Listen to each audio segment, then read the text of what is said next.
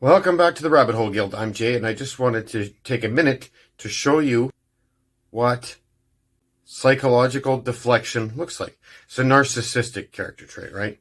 So this is essentially, you're going to see this from narcissists, particularly controlling narcissists, like narcissists who will sort of force you to conform to things, even if it's against your rights. You know, the rules and the boundaries of your personal freedom.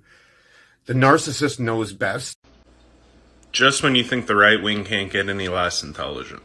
Conservatives go, here, hold my bleach.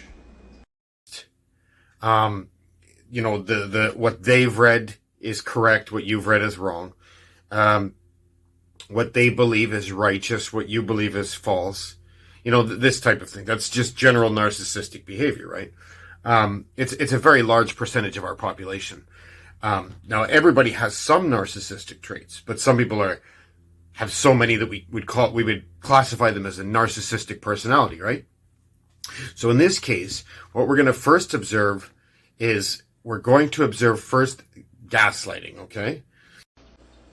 Just when you think the right wing can't get any less intelligent. So the gaslighting is just to suggest that the other person is not thinking critically or rationally and has absolutely no point to make whatsoever, right?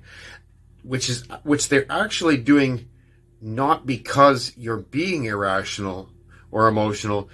It's because if they don't say that you're irrational or emotional, then they would have to face the fact and the truth in what you're saying, right? So in this case, Justin Trudeau and Bill Gates are destroying the farming industry is an absolute truth, right? If you cannot use fertilizer, then you can't farm. You know, simple fact, right? If you're getting rid of cows, like they used to use cows for fertilizer, natural manure for fertilizer, but they're getting rid of cows and they're saying you can't use fertilizer. So therefore, that we just won't be able to grow enough food, right? And they're getting rid of cows and suggesting that you don't need red meat is essentially just deciding, again, narcissistically, what somebody else shouldn't do, right? And in this case, this is Bill Gates exercising, and this is probably involuntary, right? He's in a dominant society position. He's very wealthy. So he takes on a paternal aspect within the society and decides that he should make decisions for everybody else and they should listen to him because obviously he's made all the money. So he should be the one in charge, right? He should be at the top because he knows more about computers. He should be at the top and in a sort of a pharaoh position at the top of the hierarchy because he's a small group at the top that has all the money, that he should decide what happens to the people at the bottom, right? And so in this case, we've got the gaslight happening there. And then there's the veiled insult, right? Conservatives go, here, hold my bleach.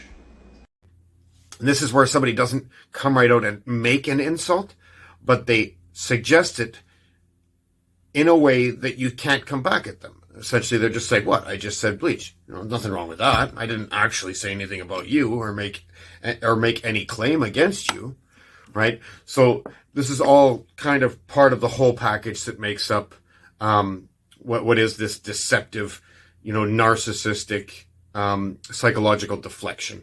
And you know, basically, it comes from, you know, having a childhood that was suppressed, right? In this case, probably Oedipal mother complex, probably a controlling mother who prevented this boy from becoming a man, you know, stopping him from answering the call to adventure that we archetypally all must face. You know, probably, you know, not allowing sort of boy activities, right? Which, and that invariably leads to this heightened fear of death, right? Which is like a hypochondria of sorts.